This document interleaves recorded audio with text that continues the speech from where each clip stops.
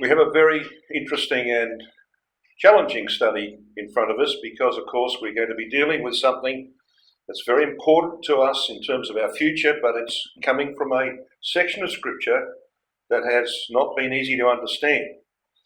And we're going to see that we are a very privileged people who have had brethren like Brother Sully, who have been able to unwind under the hand of God this difficult part of Scripture.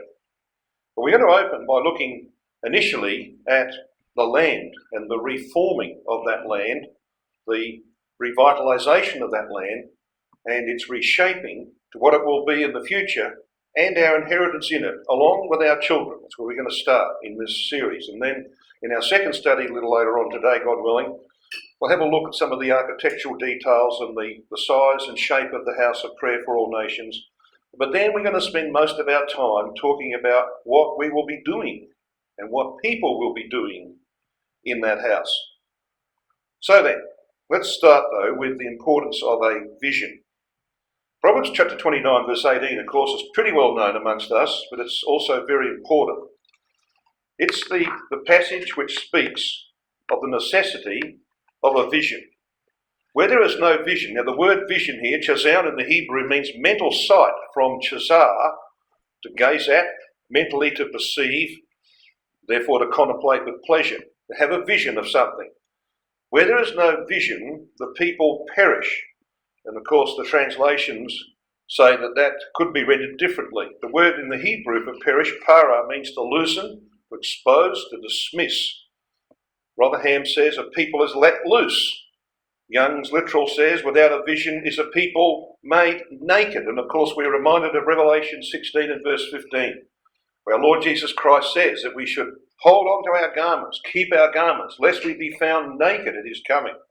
We don't want to be found spiritually naked. Well, the answer to that is to have a very clear vision of the future. And of course, 85% of the Bible is really prophecy about the future. And so we need to look at it in that way. And we're going to see some wonderful things in this study of this section of Ezekiel's prophecy from chapter 40 to 48.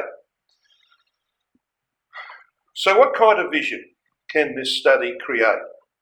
Well, I'm going to show you about a 3-minute movie of the temple. Now, what I'd like you to do, if you can, is to let everything else go.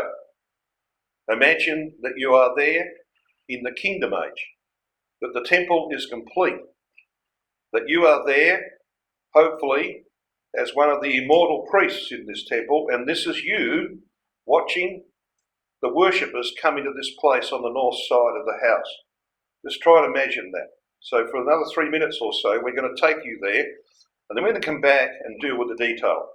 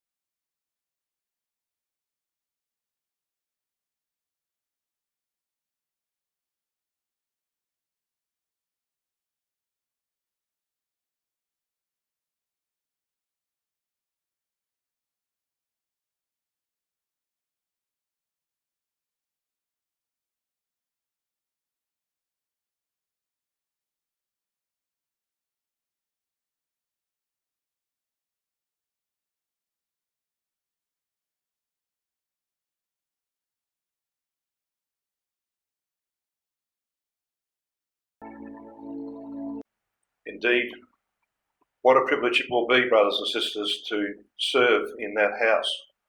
It's not that far away from becoming a reality.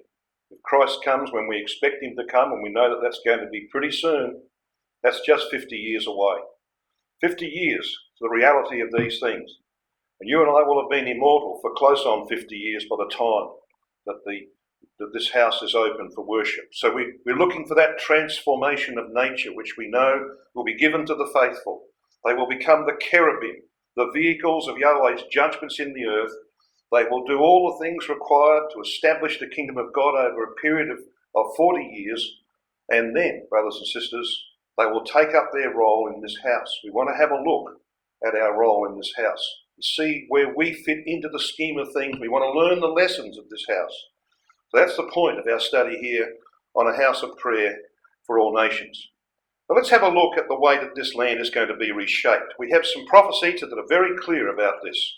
We have the prophecy of Joel chapter 3 and verse 2, which speaks of the time when Yahweh will gather all of the nations against Jerusalem to battle. They'll be brought into a place called the Valley of Jehoshaphat, the judgment of Yah. There he will judge them for what they have done to his people and his heritage Israel. Then they've scattered among the nations. And we know, of course, that this is the Valley of Jehoshaphat here. It runs up past Jerusalem, called Kidron Valley, of course, in other accounts. This is that place of divine judgment where the Gogian Confederacy will be destroyed largely in the land. And even ancient maps will show this. You see, they've got the Valley of Jehoshaphat here. This is Jerusalem. And there, of course, is the temple site. Here is the Valley of Jehoshaphat. So this is the place where the great earthquake will occur. And we're going to have a look at that from Zechariah chapter 14. Zechariah 14 verse 5 says, "And ye shall flee not to, but from the valley of the mountains. For the valley of the mountains shall reach unto Azel," or as that Azel means, shall reach very near. Very near what? Well, the exalted Mount Zion is the subject of the following verses in Zechariah chapter 14. "Yea, ye shall flee like as ye fled from before the earthquake in the days of Uzziah king of Judah, and Yahweh my God shall come, and all the saints with him." So here is Yahweh Elohim, he who will become mighty ones, revealed in those called saints here, the holy ones, as Rotherham puts it, the glorified saints with him as the cherubim of divine judgment to bring these things to pass. And of course we know that this is the subject of many, many scriptures. Revelation chapter 10, the rainbowed angel and his triumph, illustrates all of these things in a wonderfully presented imagery of an angel, a mighty angel surrounded by a cloud, the symbol of a multitude. He has, of course, the sun shining from his face because he is the Son of Righteousness. And there he has a rainbow above his head. So he's at the end of a career of 40 years of conflict. He has placed his right foot upon the sea, that is, he subdued the Mediterranean powers. And finally, after 40 years, he places his left foot on the earth, the European powers. So this is the wonderful imagery of the apocalypse in relation to the work of Christ and the saints in establishing the kingdom. And part of what they have to do, of course, is to reshape the land as the inheritance given to Abraham and his seed. Now, there just happens to be a fault line that runs west to east through the Mount of Olives on a line south of the temple. So here's your fault line. And in fact, it passes under what's called the Church of All Nations, which will be one of the first things to go down the gurgler. Okay, so this is already there, provided by God. And of course, the very great earthquake that divides the Mount of Olives, with half of that mountain going towards the north and half toward the south, creates a very great valley, we read. Well, we're going to have a look at that valley. It's very important in the scheme of things. So here's a cross-section of the land as it is today. So you see, we've got this high point of the land. Hebron, in fact, is the highest point, 3,300 feet. Jerusalem is 3,000 feet. But you've got the Dead Sea, which is 1,300 feet below sea level. So there's a massive difference between the heights of the mountains of Israel and, of course, the depths of the Dead Sea. It's all got to change, brothers and sisters. And what Zechariah chapter 14 is talking about is that change. Shall be in that day, verses 8 and 9, that living waters shall go out from Jerusalem, half of them toward the former sea. Now, the former sea here, of course, is the sea toward the east, because the directions are always given with you facing the east. So the former sea here is the Dead Sea, and of course the hinder sea, half of them towards the hinder sea, is the Mediterranean Sea, to one who is looking east. It's behind him, okay? And Yahweh shall be king over all the earth. And in that day there shall be one Yahweh, and his name one. So what that's telling us is this, is a cross-section of the land after the earthquake. So this is what it looks like today. You've got the heights of Hebron and Jerusalem, the depths of the Dead Sea. The Dead Sea will become a living sea. It will be raised above sea level because the water is going to flow northwards in the future, and I'll point that out in a minute. So this is the way that the mountains of Israel will be reshaped. And you see these lines running down here, that's actually the slope of the Arabah. So this up here is the plateau that will be formed, and the temple will be on the lip, on the rim of that plateau. And falling away from that will be this plain that is formed by the great earthquake. A lot of that rock and dirt and soil that's now around the area of Hebron will end up in the Jordan Valley, bring the height up above sea level so that the water will flow back in the other direction. And Mount Zion will be exalted, and there it is there, of course, in illustration. And we read in Psalm 48 verse 2, beautiful for situation. The Hebrew word actually means elevation. Beautiful for elevation. The joy of the whole earth is Mount Zion on the sides of the north, from which, of course, direction you cannot see it today. It will be the city of the great king. So Zechariah 14 verse 10 then goes on to say this, all the land shall be turned as a plain. Now that word plain is actually the Hebrew word Arabah. It means a plain, but it can mean a desert. It's used of the Jordan Valley, for example, that word. So it should be turned as a plain from Geba. Now Geba is 10 kilometres or 6 miles to those in North America, 6 miles north of Jerusalem, from Geba to Rimmon. Rimmon is 33 miles southwest of Jerusalem. So all this land is turned to a flat plain, and it should be lifted up, that is Jerusalem, should be lifted up in her place from Benjamin's gate under the place of the first gate, under the corner gate, and from the Tower of Hananeel under the king's wine presses. Now just take a little note of some of those places described there, like the Tower of Hananeel, for example. We're going to see a reference in Jeremiah in a moment that speaks of the same thing, and it gives us some of the proportions of this temple. Well, of course, when it says, and it shall be lifted up, it's talking about the exaltation of Mount Zion. Now, this is what it will look like when looking down from above in that day. So we have the great sea, or the hinder sea. We've got the former sea over here. And we've got, of course, the reshaping of this land. Because what's going to happen is that when this central massif of the land, the mountains of Israel, are, as it were, flattened, and most of this rock and soil that's down here ends up in the Jordan Valley, what will happen is that you'll have this situation where the current Dead Sea becomes a sea of life.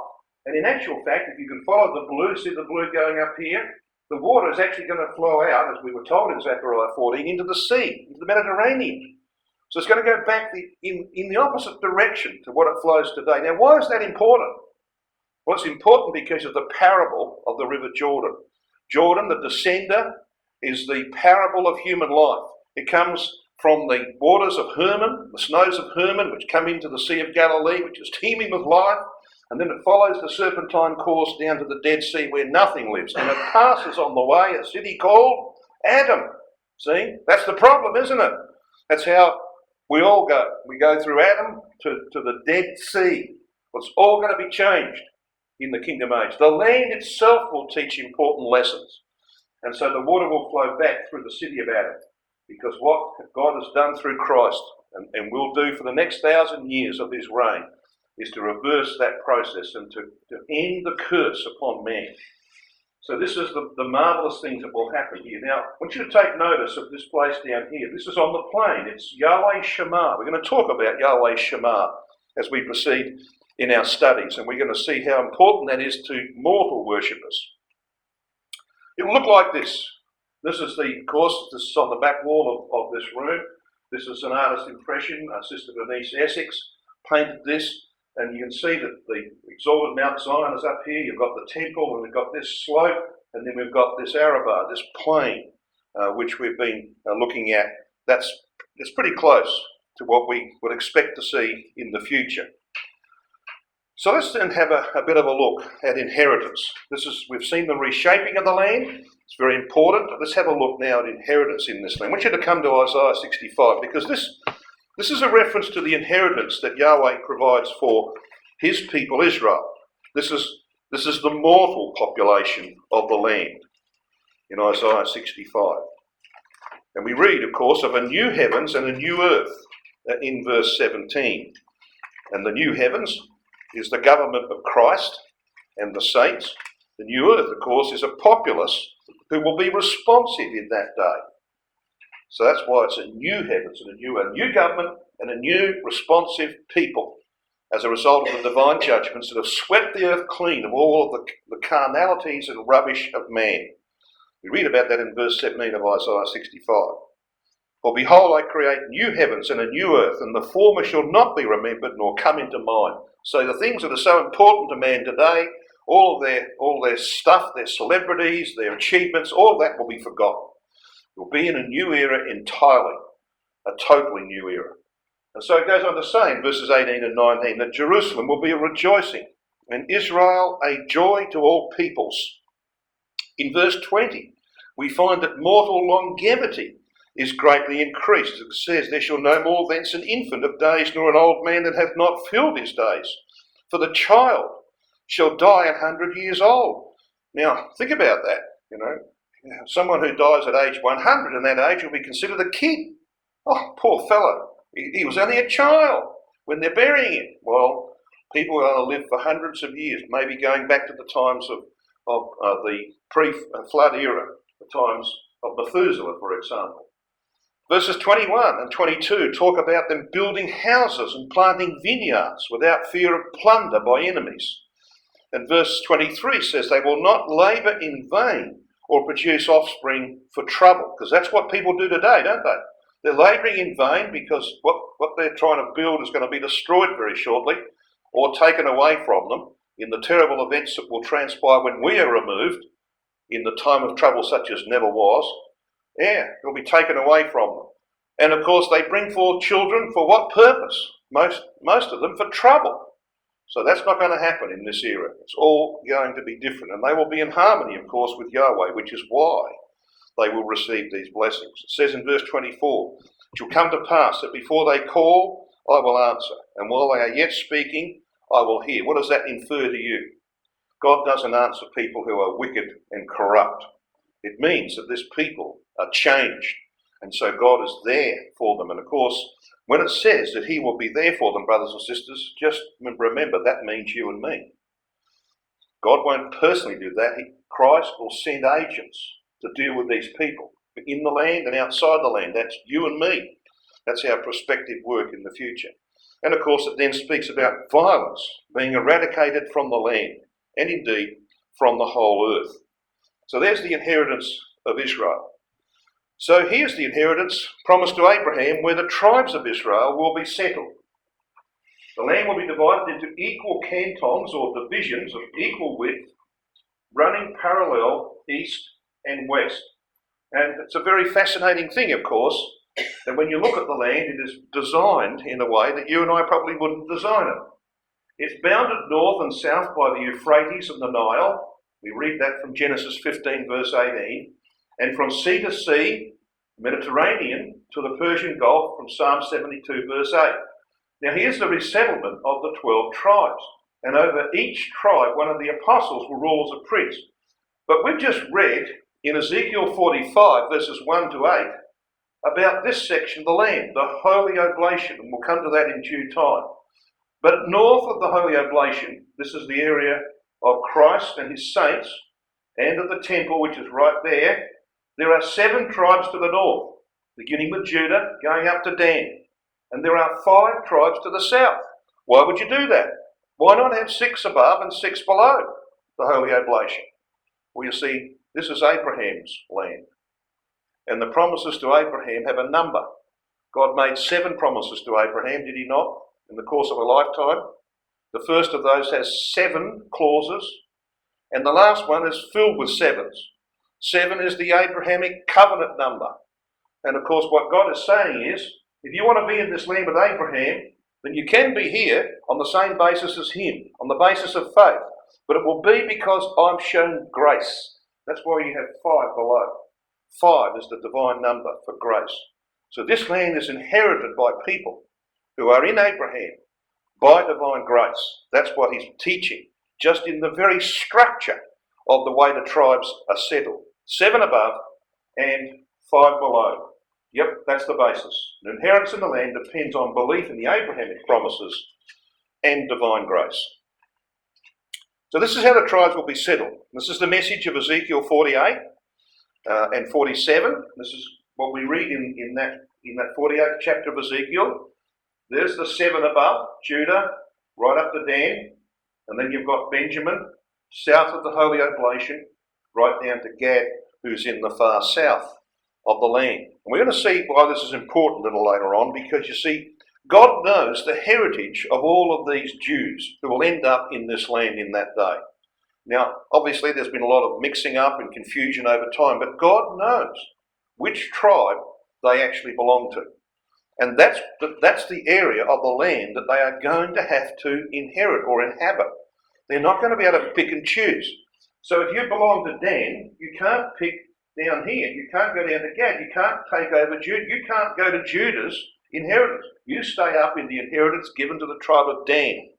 It's as simple as that. Now that's important because that's not the situation with another class of people we want to talk about at the end of this study. It's quite a different situation for them. Now the Holy Oblation is here between the tribe of Judah and the tribe of Benjamin. Joseph, of course, receives a double portion, and Levi's inheritance is in the Holy Oblation, as we shall see. He doesn't have a portion of the land apart from what they get in the centre of the Holy Oblation. So here it is. This is what was being described. If you come back to Ezekiel chapter 45, this is what was being described in that section that we read.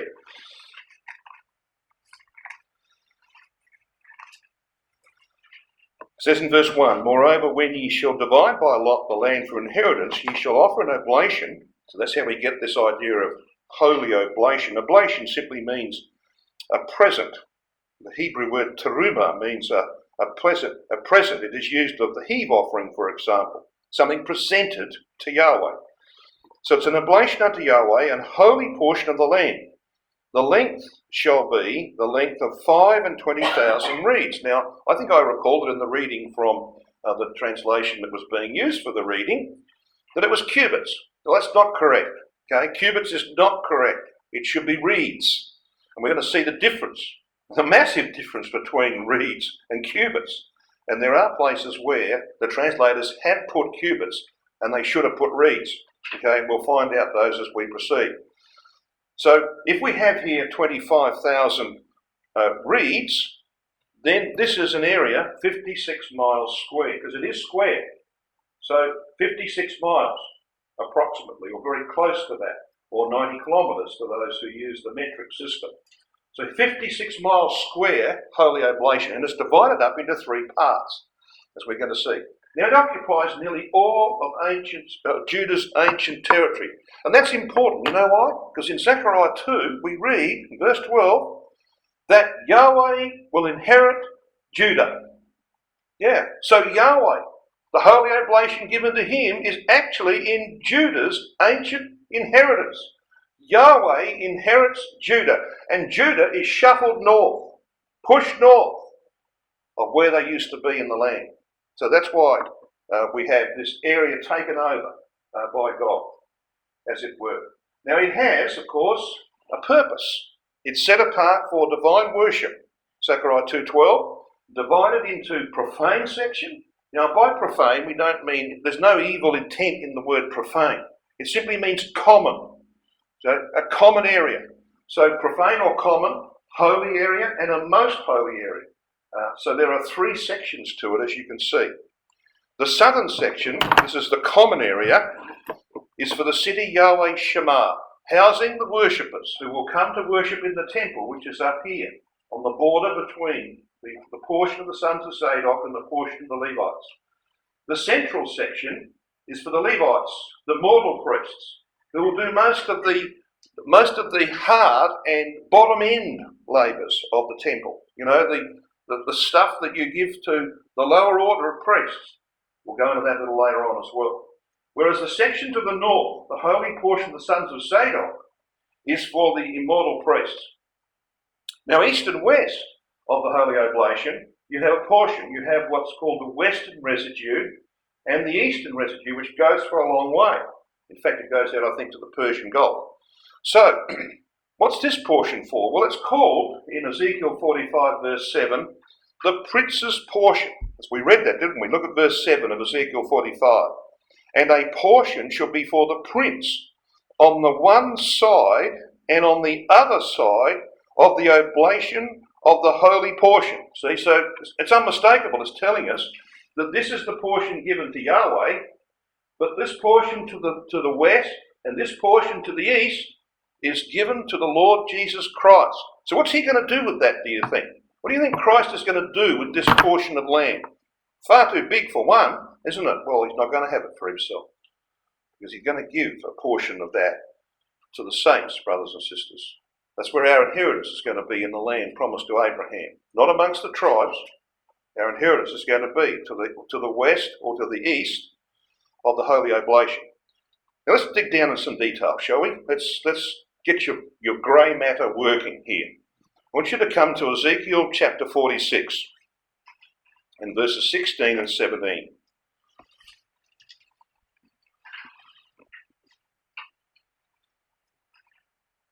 Ezekiel 46 verse 16 says this: Thus saith Adonai Yahweh, if the prince give a gift unto any of his sons, the inheritance thereof shall be his sons. It shall be their possession by inheritance.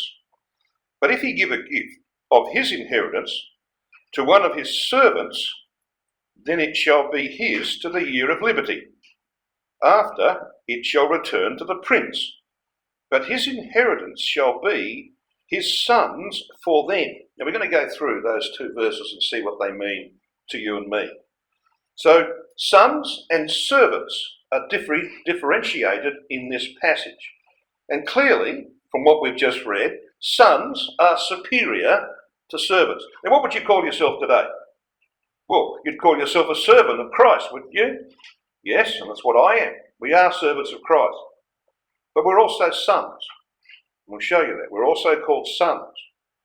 And there's going to be a difference between servants and sons in the kingdom age. Because once we're immortalised, brothers and sisters, we cease to be servants. Cease to be servants in the ultimate sense of that word. We're going to be regarded as sons, and more than that, as kings and priests. We need to come to grips with that. The saints are said to be the children of Abraham in Galatians 3 verse 7, of the patriarchs in Acts 13 verses 32 and 33, of Paul in 1 Corinthians 4 verses 14 to 17, and of the Apostle John in 1 John 2 verse 1 and 3 John verse 4, where he talks about his sons in the faith. Not unusual language, is it, for the saints to be called sons? Jesus referred to the disciples as his children or sons in Mark chapter 2 verses 18 and 19 and John 13 and verse 33. We are described as the children which God has given Christ in Hebrews chapter 2 verses 10 to 14, which is a citation, by the way, from Isaiah 8 verse 18 about the sons of the prophet Isaiah. Behold, he says, I and the children that Yahweh hath given me. They're likened to Christ and the saints. He calls us, brothers and sisters, as it were, his children. And Isaiah 53, of course, reinforces that. He shall see a seed. He shall see his children, so to speak, that his work has redeemed. So verse 16, we read here in Ezekiel 46, Christ's sons have a permanent inheritance in the land, which cannot be taken away. That's not the case of those who are described here as servants. So in verse 17, by contrast, his servants forfeit any gift of land from the prince in the year of release. So clearly, the servants are mortals, though privileged mortals, of course, but they're not sons. So this is all based on a precedent. It's the precedent that was set in the land of Egypt in the time when Joseph ruled the land of Egypt. So it comes from Genesis 47, verses 20 to 22. So why don't we go there? Let's come back to Genesis chapter 47. So what we've just read in Ezekiel 46, verses 16 and 17 is actually based on what happens back here in Genesis 47. And we know what happens. We've got Joseph, of course, in the time of famine, feeding Egypt and the nations around. And the Egyptians run out of money. So he says, well, I'll take your cattle. I ran out of cattle. He says, well, I'll buy your land. I ran out of land. I'll buy your person.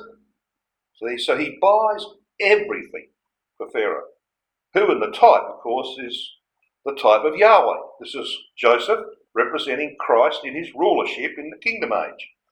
And he buys up everything for Pharaoh, in the first instance, representing Yahweh. So let's just read then from verse 20 of Genesis 47. And Joseph bought all the land of Egypt for Pharaoh, for the Egyptians sold every man his field, because the famine prevailed over them. So the land became Pharaoh's. And as for the people, he removed them to cities from one end of the borders of Egypt even to the other end thereof.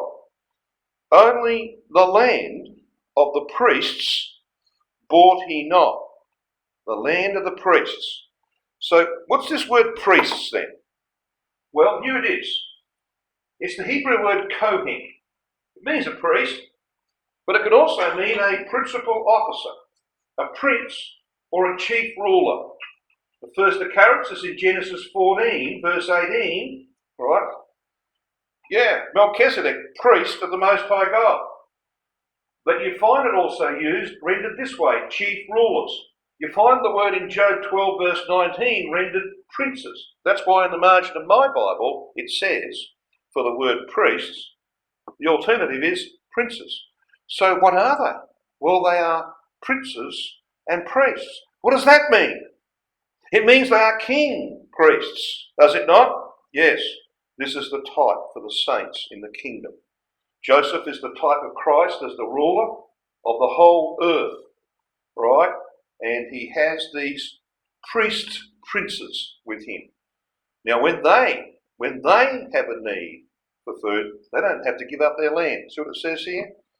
Verse 22, only the land of the priests or princes bought he not, for the priests or princes had a portion assigned them of Pharaoh, and did eat their portion which Pharaoh gave them, wherefore they sold not their lands.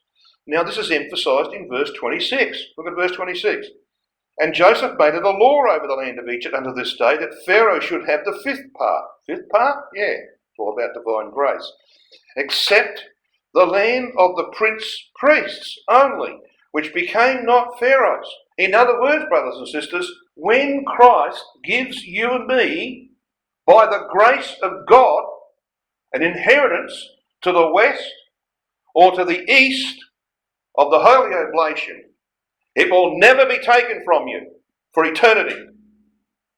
Not so with the tribes of Israel, the mortal people, the tribes of Israel. They will have to give it back at the year of release, and it will be given back to them, and they give it back, and they give it back, right through the millennium. Why? Well, because they're not permanent inhabitants until they've been made immortal. And that's only going to happen for them at the end of the 1,000 years. All of this is prefigured here in the life and work of Joseph. So this is the summary. As we come back to Ezekiel chapter 45, this is the summary of what we've been talking about here. The inheritance of the saints in the land.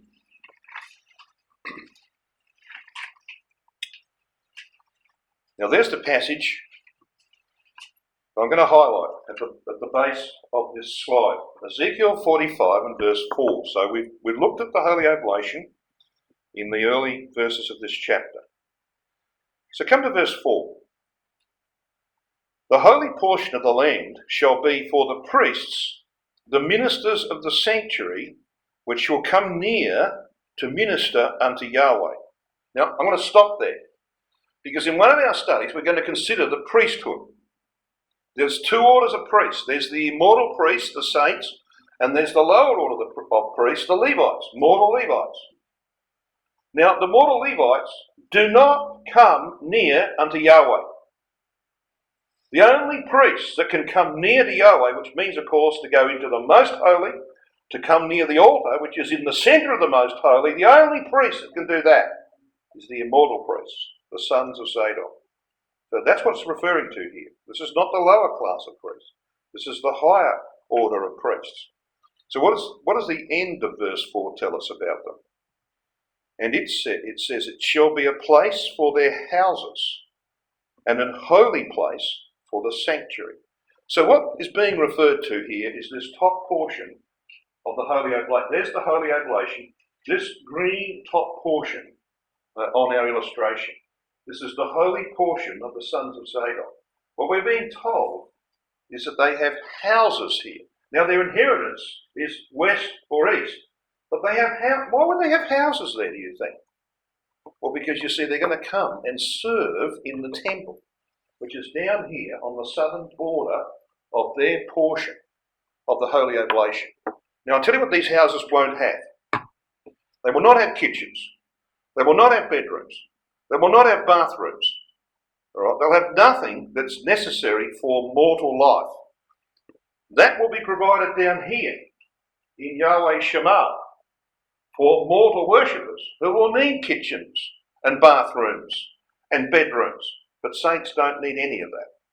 So these houses are places where they can simply meet with others, other immortal saints. This is the place where you might end up having in your house, your little place, people like Abraham or David or the other multitude of saints that you will catch up with during the course of 1,000 years.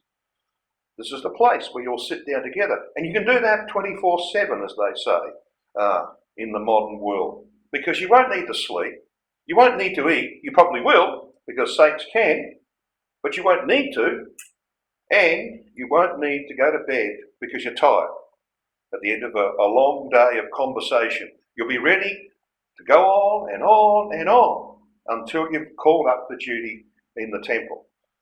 Other times, of course, you're going to be elsewhere throughout the world, administering an area of people that will be under your administration and control. And your duty there will be both to guide and govern and, most importantly, to educate. But there will be times when saints will be brought to this place and they'll have things to do here in this house of prayer for all nations. So let's just summarise. There's the temple. When serving in the land, the saints will dwell in that portion. Immortals, the prince seeks to honour, will inherit in the prince's portion, west and east. We've seen that from Ezekiel chapter 45, verses 7 and 8. We have that prince's portion that we considered, where he's going to give an inheritance to his saints in the kingdom age. Well, I want to conclude this first study by turning now to the inheritance of our children. Now, this is important to me. I happen to have 12 grandchildren. The oldest is 19, not yet baptised, but hopefully soon. And they go right down to 3 years of age. And if Christ comes when I think he's going to come, they're still going to be very young. So what's the destiny of my grandchildren, of your grandchildren, and if you happen to be parents, what's the destiny of your children? Well, it's very plain, it's very clear. And it's one of the most moving things in the whole book of Ezekiel. We're going to find this in Ezekiel chapter 47. But firstly, I want you to just consider a couple of passages. Very quickly, come to Psalm 68. We won't be here long. This is a psalm, of course, which is about the events of Armageddon and beyond. It's the time when when David took the ark up to Zion, and he saw that as the saints coming ultimately to the exalted Zion through the earthquake, he saw then the 40 years of conflict that would follow that. It's all in Psalm 68. But the passage I want is quite a remarkable thing. In a psalm that deals with divine judgment, this is what we read in verse 5. A father of the fatherless and a judge of the widows is God in his holy habitation.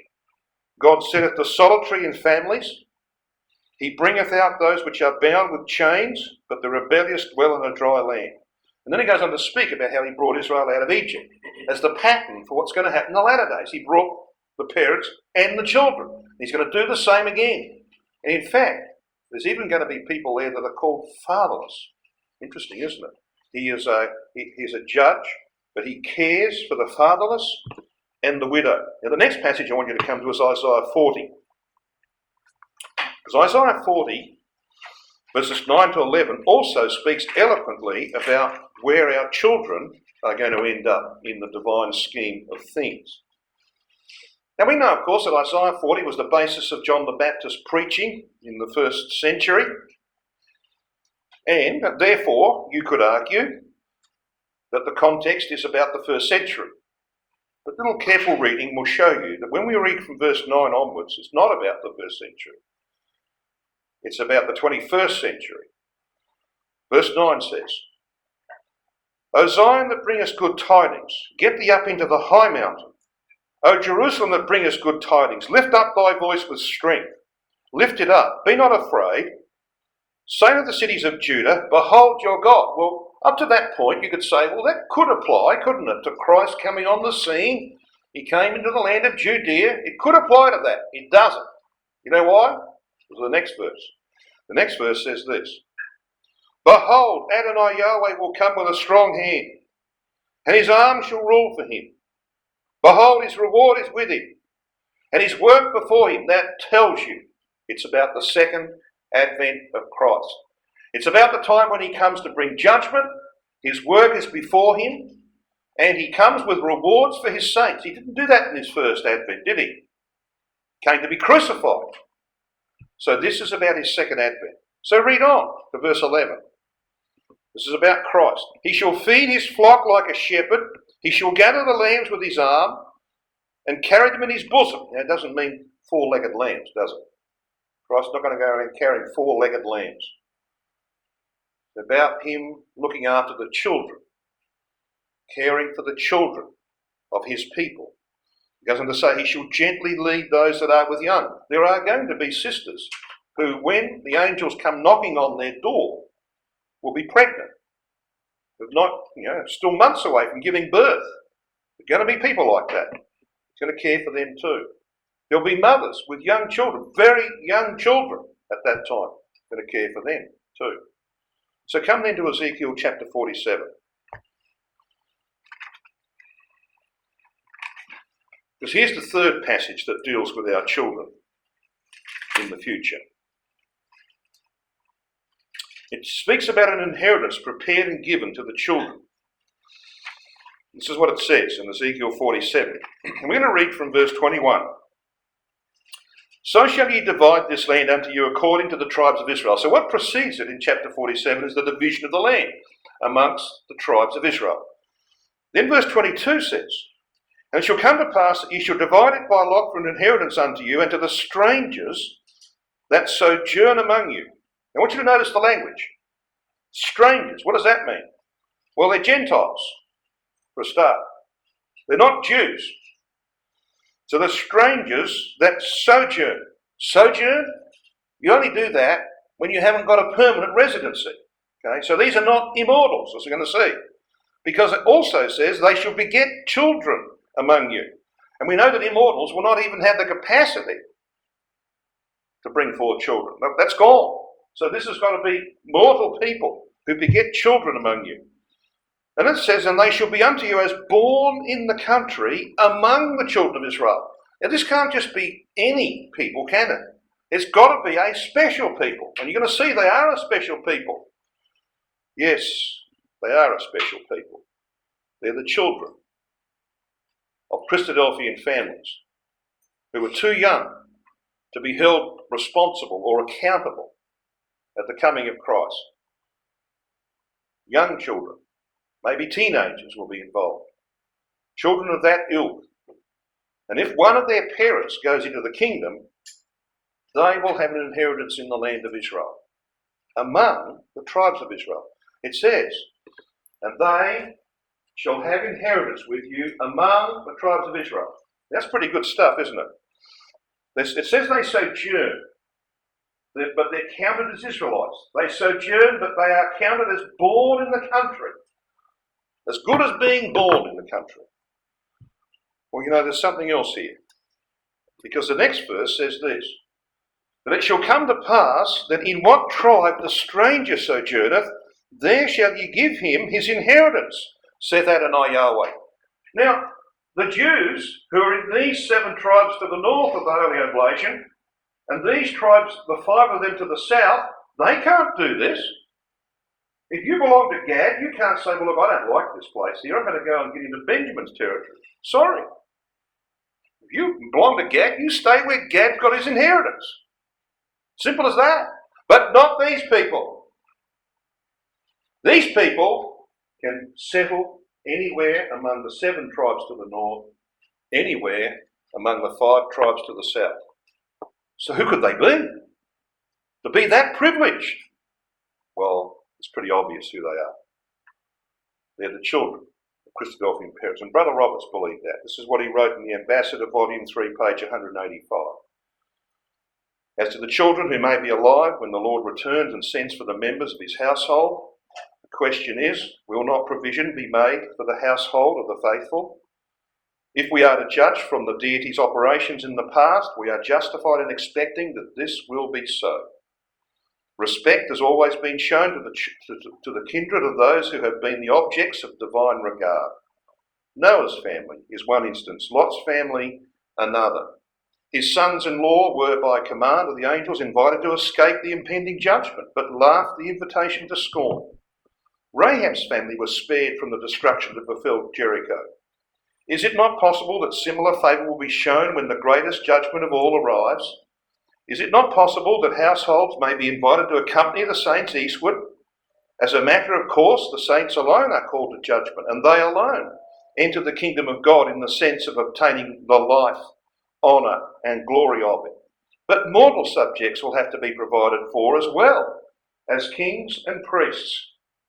And is it not possible the saints may have a commission to secure among these a place for such of their kindred as shall have to leave home and country for the seat of the new power, there to shelter in the king's refuge until the judgment is overpast, and afterwards to settle among the tribes of Israel as strangers sojourning in the land, to whom a portion will be divided. He quotes Ezekiel 47 verse 22.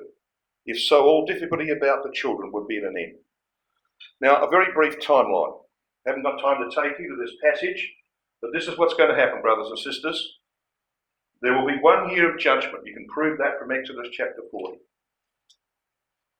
There will be 1 year of rejoicing with the bride to fulfill Deuteronomy 24 verse 5. No one's ever done that, by the way, in history. But Christ will, because it's about him. He will spend a year rejoicing with his bride. There will be a 4.5 year period of preparation, the last work of the angels to prepare the saints for the work they had to do for the next 40-something years. And then 3.5 years prior to Armageddon, Elijah and many saints will begin their work among the Jews outside the land. And then, of course, there are other things to happen prior to Armageddon. The subjugation of the Sinaitic Arabs and, of course, the smiting and healing of Egypt has to begin. So there is the pattern of the 10 years from the resurrection of the dead to Armageddon. Now, what about children? Here's a timeline for Christadelphian children. Let us say Christ comes in late 2017. Let's hope he does. And a baby is born to a Christadelphian family in early 2017. That child will be nearly 2 years old when its parents are immortalised. Aged 10 at Armageddon, aged 50 at the opening of the temple for worship. So 10 at Armageddon, about here, somewhere in their 30s, maybe, who knows, they will marry and start their own family. After Armageddon, of course, once the land has been cleansed, they're going to be taken there and they can make a decision about where they're going to settle amongst the tribes of Israel. They'll start their own family. When the temple is open for service, they'll be around 50 years of age. And they'll be able to bring their children up to the temple to meet their grandparents. Their immortal grandparents. Won't that be a terrific day? Well, it isn't too far away, brothers and sisters. In our next study, God willing, we're going to have a look at entering in by the east gate. We're going to have a look at a little bit of detail about the structure, proportions of the house, more importantly, about where we'll be when Christ and the saints enter into that east gate.